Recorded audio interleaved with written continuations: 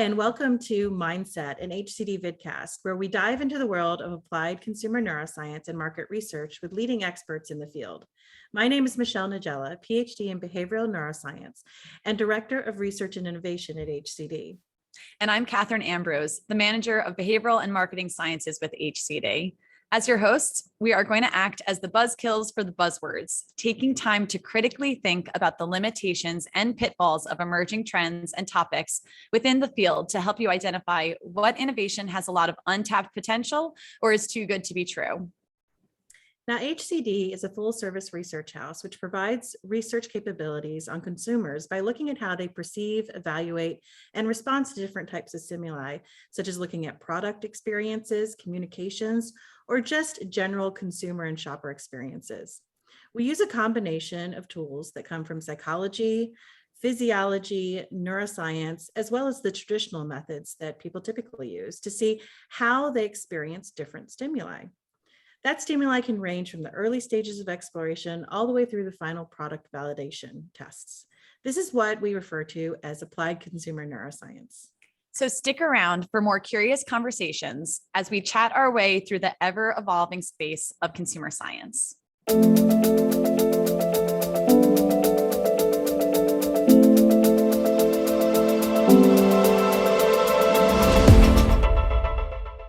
Hello, everybody, and welcome back to all our fabulous listeners out there. It is Kathryn and Michelle and we are very excited today to have a wonderful member of HCD with us. It is Martha Bajec. Do you want to introduce yourself, Martha?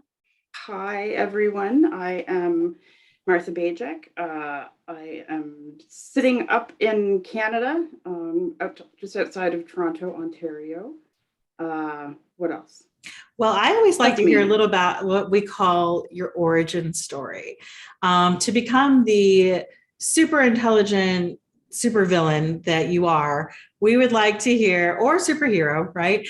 You're our superhero. What is your origin story? How did you become this person that is you? Yeah, a lot of time has gone into this project. So I guess I had kind of a weird upbringing. Grew up on a farm. I didn't know that. Yeah, fruit farm. And we had a few odd animals at some times of the year. But what yeah. Kind of fruit? Everything you can think of. Apples, peaches, pears, plums, nectarines, apricots. There's a vineyard, just oh wow, a farmer's market full of food. Was this vineyard what kind of inspired you to be interested in like the industry that we call it and get you into or in food science? Yeah, food science. Alcohol, absolutely, yes. So my background is Slovenian. My parents were both born there, and I have citizenship there, so that's fun. And we are known to be a good hearty Slavic drinking tribe. So yeah, I went to college. I got my chemical technician diploma because I thought, I need a job. This is first and foremost, so nothing fancy, straight technician. And then I did not like that very much at all. So I ended up going back for my undergrad in neuroscience.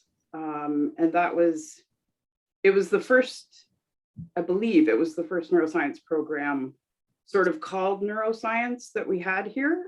So I'm not going to say what year that was because that'll give it away. Well, people don't realize that it's actually a fairly young science because before it was called neuroscience, it was psychology, right? Or biopsychology, right? Biological psychology. Yeah. Yeah, because my PhD is actually in psychobiology, which was one of the names. One of the flips you can make. Yeah. Yeah. Cool. So then you got your undergrad in neuro. Got my undergrad in neuro, focused very heavily on mechanisms of neurotransmission and in model organisms, no humans. Humans I thought were just too messy, and I still believe that we're too messy. But that was crayfish, and then I worked on neurotransmitter protein through my master's, which I was super lucky. I did with Harold Atwood, who, if you have ever heard of Handmaid's Tale, you know Margaret Atwood, who is Dr. Harold Atwood's sister. So So yeah, I got a fierce lesson in English writing. Stuck with me very hard. No dangling participles. That's the takeaway. But I did my master's there, and then I started a PhD in neurotransmission of Drosophila. And it was a new lab, and I was by myself, and it was kind of just me and a whole, million wall of maggots. And it was just a little bit too weird, isolating. I don't know. So I ended up quitting that, which, quitting a PhD is a deep decision. But I was glad, because I ultimately went back and did a PhD with Gary Pickering at Brock University in the Wine Institute. It was a good time.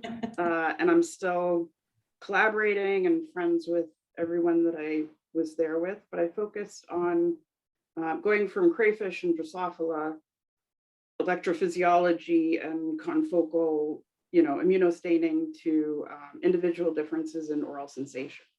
So a big jump. Yeah. And I have to say, I give you so much credit for sharing these parts of your journey, your origin story, because it really shows what it's like, the courage to, switch out of something that you're not comfortable in. And it's really sounds like you've been, I don't want to say failing upwards, but in a way it's like just put you to the next best thing. And I think that that's amazing that you had the courage to try and explore new things, even though you were like, you know what, this is my third time looking at something, or my fourth time, and I want to find the right place for me. And I hope that HCD, and the world that we live in has helped you kind of decide this is a spot that you are interested in, because we've had plenty of great conversations with you about what we've now specialized in. Yeah. What you specialize in. So after you got your PhD, you worked in industry. And I think, that's kind of, where I met you, right? You'd been in industry. So can you speak a little bit about some of the directions you've gone in industry? Yeah. And I mean, you raise a good point, Kathryn, about failing up, because I have been very lucky to do that a number of times. Like disproportionately lucky. I went from my PhD straight to working for Philip Morris International in Switzerland. And there I had a mouth aerosol interaction was my work package, which is just amazing and crazy fun, because it's everything you can think of to do with aerosols in the mouth. And I learned a lot and met great people again. And then I was there maybe 2 years, and then went to Altria in Richmond. And I was there a year and 8 months. And then I went to Coca-Cola in Atlanta, working on novel sweeteners and bitter blockers for some of those novel sweeteners. We were there for a bit, and then Mead Johnson in Indiana. And they're a lot more, at least my part was a lot more managing the group and a lot more practical sensory. So quality, difference testing, ingredient substitutions, COGS, bringing down COGS, however you can think of increasing shelf life, and also some really fun flavor projects, because you got to have those everywhere. And then from there, we actually came all the way back around to Canada. We really needed to come home. That was kind of it was time. And I worked for ACCE, which was great fun. And then what is ACE? ACCE is a consumer and sensory research house in Mississauga, here close by. So our Canadian friends, yeah. And that was a wonderful experience as well. They're great people. And then I went to Hexo, which is a Canadian cannabis producer. And that was just a whirlwind. Very exciting, very cool to be at kind of the start of something, because recreational cannabis was just coming into being legal. Medical cannabis here has been legal since, I can't remember when, I want to say 2002, but I'm not positive. But recreational was coming online, so that was really exciting. And then I started consulting and have been doing that, and really fortunate to get to work with my friends at HCD, which you know, it's awesome. I like working with you guys. And that kind of brings us to the topic at hand that we wanted to discuss with you. You know, because you've had this experience not only in sensory, but in particularly in this industry, and even more particularly in the cannabis industry, which is growing so much right now, right? I mean, in all the senses, right? So, you know, whether you think just in the development of consumer products, the popularity of, you know, more Gen Pop people being interested in usage, and just growers, you know, talking about growing, like people are developing new techniques for all sorts of things, from extraction to genetics, and like all sorts of really interesting things going on. And that is, you know, you yourself has become integral to the ASTM. Can you tell us a little bit about that role? Yeah, so as many of us in the sensory and consumer world are familiar, ASTM is, of course, the American-based standards organization that basically puts out standards for everything from how thick the soles of your winter boots have to be non-stick, to how much your vacuum has to suck in order to be classified a certain way, to how we run a sensory claim test and what statistics you can do on it and what that means. So ASTM a few years ago started a cannabis group, and of course I joined immediately. And last year, with the help of Darwin Millard and a few other key cannabis people in the D37 ASTM group, I got to lead creation of an international symbol for intoxicating cannabinoids. And that was just put through ballot, and I think is on its way to being published as a standard. So very exciting. It's a symbol that we can use on any cannabis products that have an intoxicating cannabinoid. So actually, I take it back. It doesn't even have to be a cannabis product. It can be any kind of consumable or topical or whatever. If there's a cannabinoid in it that has been demonstrated to be intoxicating in humans at a level that it would normally be experienced, then the idea is that this symbol should be put on that pack so that people know this is intoxicating. This isn't just, you know, a candy bar. This is a candy bar that has 30 milligrams of THC in it. So Yeah, careful, don't give this to your toddler. That's awesome. And I think that it's really important too, that through that universal symbol, we are helping to educate the consumer in an area that is, as you know, Martha, so murky at the moment and continues to be murky because of these changes and the, you know, updates that are being made. And everyone is still learning. Like you said, it's a relatively new world for all the scientists that are involved in it, because you know, the idea of even using it as a recreational thing is really still up and coming. And even using it just for medical purposes is still up and coming. So we are in this real-time progress of trying to improve and make things better. But I do want to touch on, I know you mentioned Darwin Millard. I want to touch on a term that he recently coined called the new Reefer Madness. And we all kind of started laughing when we heard it. And I was just wondering if just you could to note explain. that he did mention this, you know, he's mentioned it before, but he mentioned it in our panel So we'll include a link to that. And we've also had a discussion. We've had Darwin on the vidcast podcast before. So we can always include a link to that as well. But that ended up leading to a conversation with you as well about this idea. So kind of bringing it back to that, can you describe to us what the new Reefer Madness is? The new Reefer Madness. Yeah, I love that. I guess we should talk about what the old Reefer Madness was, right? So like the old Reefer Madness was people sort of exaggerating the effects of marijuana, right? So when there were PSAs that were put out warning people to avoid marijuana and any sort of drugs of that sort, they talked about people going insane, and they would have videos of people like just off the wall videos of people overacting what could happen if you were ever exposed to marijuana.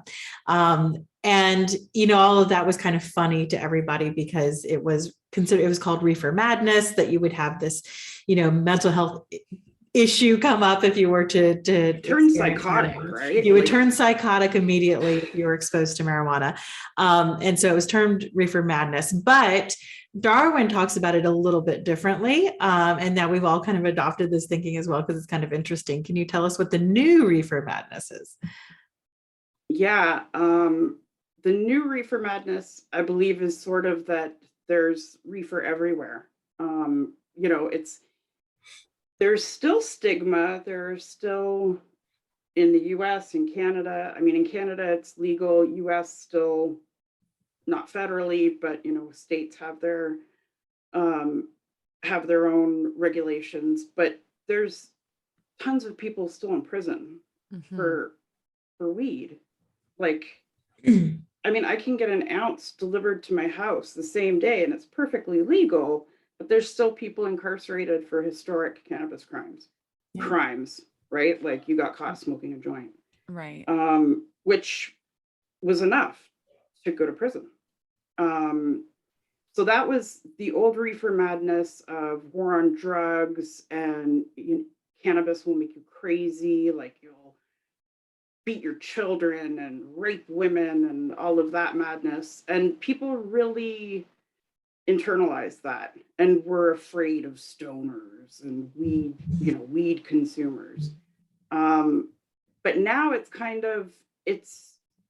there are so many positives and potential positives to cannabinoids that it seems like we're putting it in everything. It's just the Wild West. Like every product for almost any function. We've been talking a lot about personal care, food, beverages, creams, salves, like just everything.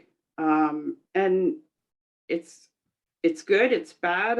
For those of us that have, prescription needs, this is great, because who knows what the next best thing is going to be that's going to help with all your troubles and ailments from the cannabis. So it's really flipped its whole view there, right? Where it was something to be feared, and it was terrible for your health, and it was terrible for your mental health in particular, to now it's got like a health halo. So the second you say something has hemp in it, it immediately connotes natural and environmentally friendly. You put CBD oil in it, and now it is going to have some sort of health benefit of relaxation or helping with your sleep and anxiety. I think I even saw some articles that came out in the past couple of weeks talking about how cannabis might be a cure for COVID. It's got this health halo where people are going to apply it to everything. So it's kind of gone to the extreme other end, right? Where maybe not all of it is true, or some of it is exaggerated for its benefits, but that's kind of like this flip Reefer Madness. Bizarro Reefer Madness. It's like opposite worlds. Yeah. Yeah. Exactly. Wacky Wednesday. I was wondering though, is that true for all cannabinoids? Do you think that, are they all created equally? Like, are they all thought of equally? Because I agree in a way that yes, CBD is really, whenever it's put on anything, it's going to have those connotations of things like relaxing, but I would still argue THC is not as far along with those benefits. Like, it doesn't have that positive connotation as much yet. And I'm curious, do you have any thoughts on that? And do you feel the same way? Girl, you know I do. Of course. The listeners don't. She's always got thoughts. If I don't have them ready, I'll find some. Yeah, like I've joked. I'm not joking really, but the war on THC. It's the war on the intoxicating. Right? So there's delta-8 THC as well. And that's relatively novel, something that people have been looking at more and more, and that is intoxicating as well. And there's, states are discussing banning it. I'm not sure if maybe a few did, but there's a lot of fear over anything intoxicating or intoxicating, or I don't know what the right word is for recreational, the high. I guess. Yeah. But I mean, even THC for migraine, for anxiety, it depends. Like, there's a lot of things that it's showing like at least in research studies, published studies, where it's beneficial for these things, and it helps as an acute sort of treatment. So I think that kind of what we're doing at the same time as making cannabis accessible and open and available, basically, is that we're focusing, there's one good compound and there's one bad. You have to stay away from THC. You don't want trace THC in your cannabis products. Well, if you want to get high, you do. Yeah. So I think that's a complicated space for consumers. It's scary. It is. It's scary for consumers. If you're coming into this blind and, you just want to give it a go because, say, it's legal in your state, and why not? I don't even know how, as a naive consumer, I would approach this. I would go find a friend to walk me through it, or pay a guru or something, because it's just it's such a huge space. That is that similar to someone who's never had scotch before, doesn't terribly like, say, the flavor of scotch. You almost need someone to educate you about scotch in order to enjoy it. Yeah, arguably. Yeah. And I think you need a coach. Yeah, I think that you brought up a really interesting point too, with how it's really that, in a way, a war on intoxication, because we're also seeing that with things like mushrooms, where like there are so many good effects that are being shown in these clinical trials about how it can help with, suicidal tendencies and things like that. But people still are like, it's that same idea. But it's recreational. Yeah. It's like the same idea as almost paralleling what we saw with the old Reefer Madness, where, people are going nuts if they do this. And there's a real stigma and there's a real strong bias, right? It's kind of like, you think of those, and I don't know if this just takes time, but when you think of those old studies that were done in psychology, where if you give someone $8 or $100, right, and you tell them that it's been in the toilet, but it's still $100, like they don't actually physically want to touch it, even though it's still $100 bill and you say you've cleaned it, they wouldn't want to touch it. Or if you tell someone that here's a glass of water, it's been totally filtered and cleaned and all this stuff, it's been through all these processes, but it was sewage. Right. Yesterday, you're not going to drink it. Yeah. Yesterday it was urine. Today it's drinking water. So like, even though it's perfectly clean water, they can't get over the fact that it was dirty at one point. Is that the case here? That's a really, you're indoctrinated from early childhood. Most of us were, that are of the age. Just say no. Just say no. This is your brain on drugs. Yeah. Well, my brain can't do half as much when it's off drugs as it can when it's on. So, okay, if that's my brain on drugs, we're good. We're set. Don't take those away. But I mean, if you're, given the size of the mental health epidemic that's not only come with COVID, but before COVID, it seems like everyone struggles with something, and that's the human condition, right? Yeah. So why we have this block against doing anything that makes that alleviates that, and that isn't, mushrooms aren't addictive, psilocybin's not addictive. There's arguments about cannabis, THC, what's addictive, what's use disorder, what's what. But I mean, a lot of us can use these things in life and not have a problem, right? Like, and of course, it depends what you're using it for. As we've talked about, I use a lot of these things for chronic pain from MS and fibromyalgia, and I medicated with opioids, barbiturates, and benzodiazepines before, when that was what was available where I was.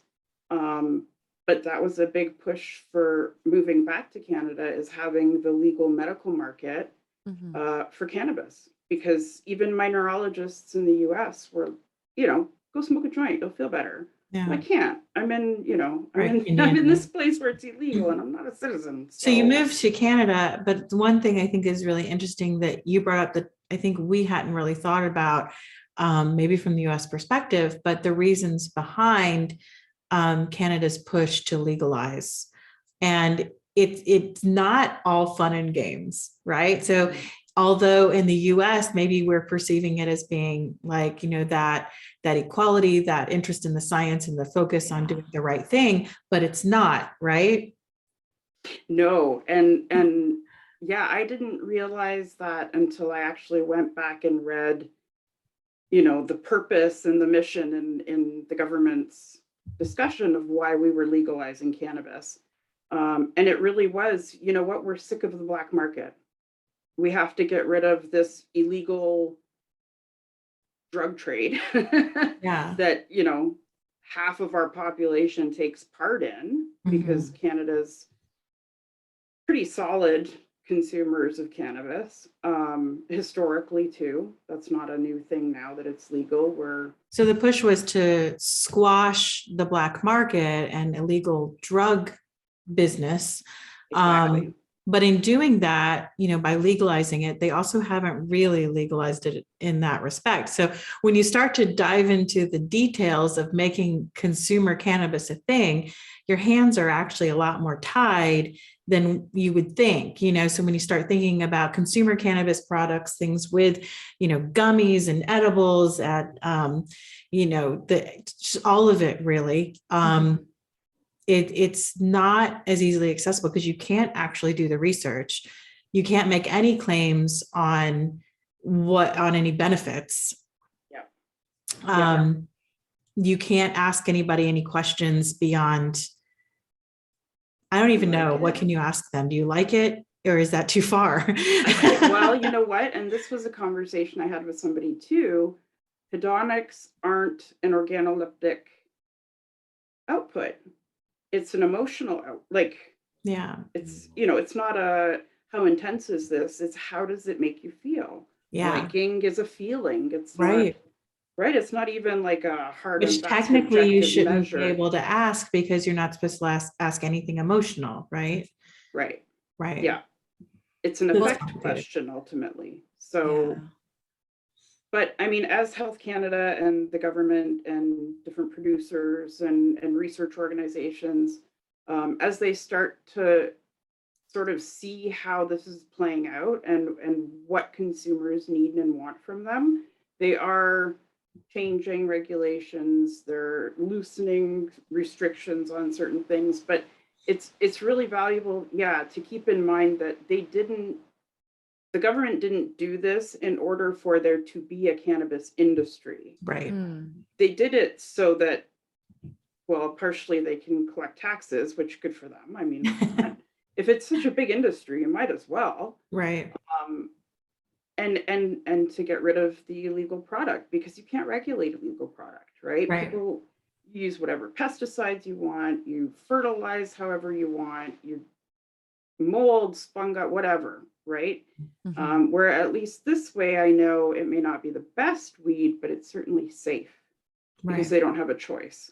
That's interesting. And yeah. it makes me wonder too, from your perspective as a Canadian citizen, how the tides have changed from the consumer perspective on cannabis now that it's legalized, but with all of these kind of caveats to it, especially because from the US, at least from my perspective, a big push for legalization is what you just touched on, that taxation on it, because there's this, opportunity to make some money on it.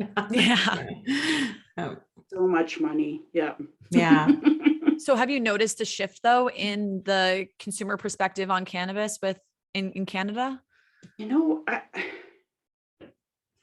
Maybe in the older population that were really hard and fast, like drugs are bad. The original Reefer Madness. Yeah. Exactly. Yeah. The ones that, whose generation really had that messaging of Reefer Madness and prohibition mentality of nobody ever should do this for any reason. And I believe a lot of that age group has come online to using, especially as everybody gets older, you move into chronic states of disease, discomfort, whatever. And you're looking for solutions, right? Yeah. So if you can smoke a joint and your arthritis is better, right? What's wrong with you that you don't do it? I mean, it's a plant. Right.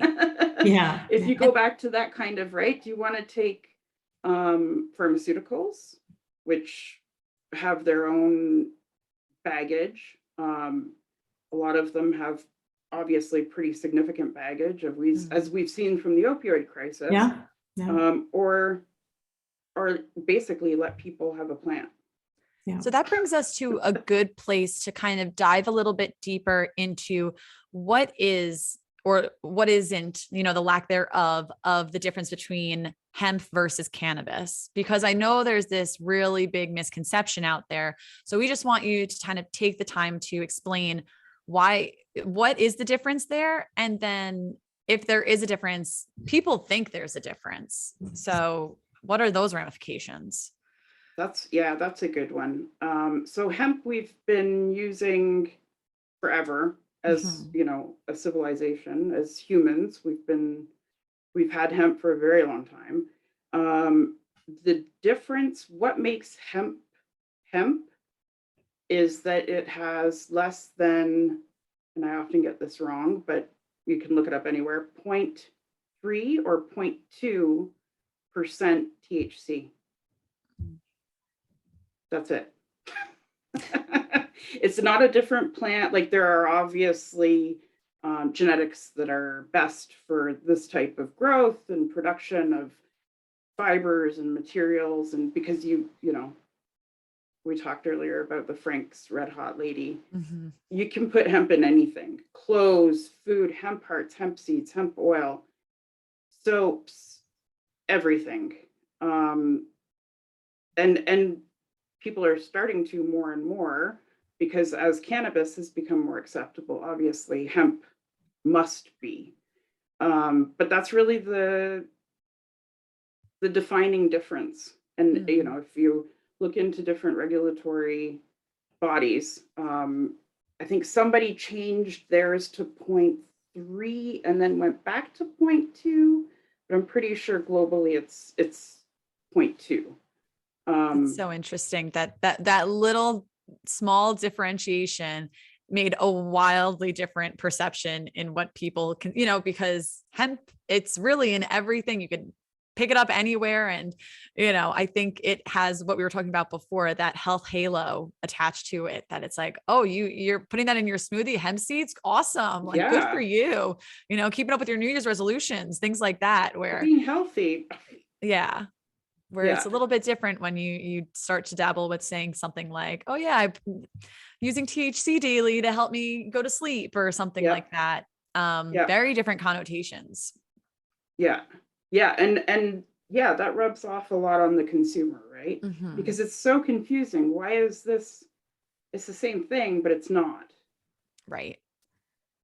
Well, And that it kind of goes is. back to, it's important to have that universal symbol. So there's at least some type of guiding light for people to have an understanding of, you know, it's either this or it's not this. And then they can go from there, because you want to keep things as simple as possible for the consumer while they're buying. They shouldn't have to be an expert for them to consume it. Yeah. That's exactly it. Yeah, you shouldn't have to have an advanced degree to know what might help you sleep better.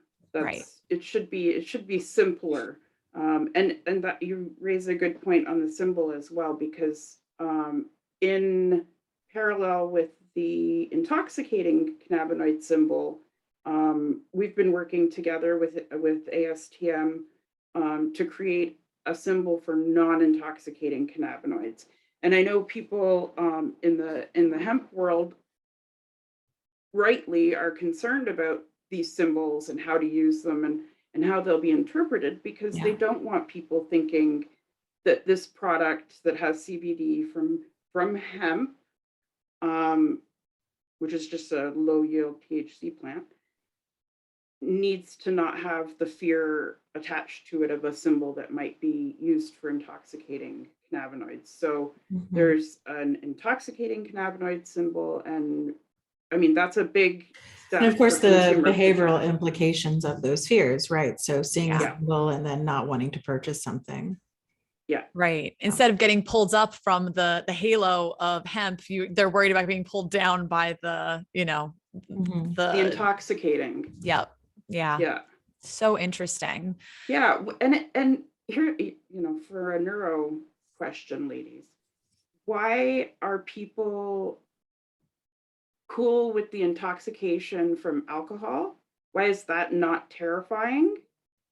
But from cannabis, it is. From THC or whatever intoxicating cannabinoid, that's terrifying to people. Yeah. I think, again, it may stem from all that education from the original Reefer Madness, right? Where alcohol is considered acceptable, right? But this has a stigma. Absolutely. But I can't believe it. We're already at time, which is incredible, because we could talk to you forever. But before we go, we do want to do a game with you called React Attack. Michelle, do you want to explain the game a little bit? Yeah, and I'm happy to run through the words if you're good with that. So Martha, we talked with you a little bit about this beforehand, but React Attack is a free association game. I say a word and you say the first thing that comes to your mind, right? Doesn't matter what it is. And if it's inappropriate, that's okay. We will bleep you if need be. So don't hold back, let it fly, let it flow. I'm going to start reading off. There's only 10 words, but it's just rapid fire, right? So I'm going to say the word and you answer right back the first thing that comes to your mind. So number 1, you ready? Yeah. Number 1, mushrooms. Happy. Number 2, standardization. Good. 3, vaping. Bad. 4, policy. Good. 5, I'm so simple. 5, edibles. Yes. Just yes. These yes. These are your free association words. You're like good, bad. You asked me. Yeah. They're fast though. She this is what true. comes to her mind. All right. First thing that comes to mind. In here. Yeah. CBD. What comes to mind? Fancy. 7, dispensaries. I think of dealers. 8, seed. Plant. All right. Number 9 is a long one. The ASTM D37 Committee on Cannabis. Go. Right. Right is your answer. Okay. 10, hemp. Food. All right. All right. That's it. That's the game. Hemp parts. Yeah, I'm a simple thinker. Do you cook with any cannabis products or hemp? No, not at all. Yeah. Nope. I you know why? Because I just take them. I haven't tried to incorporate them into things, probably because my kid's terrified. That's my medicine, man. He doesn't want it. Yeah. He doesn't need it. So what a weird way kids are going to think of these things now compared to how we did. True. It's definitely different. It's evolving is what we've Yeah. learned Yeah. rapidly, but we want to As are thank we. you. Thank you so much for coming on. Martha, if people want to reach out to you, where can they find you? Where can they chat with you?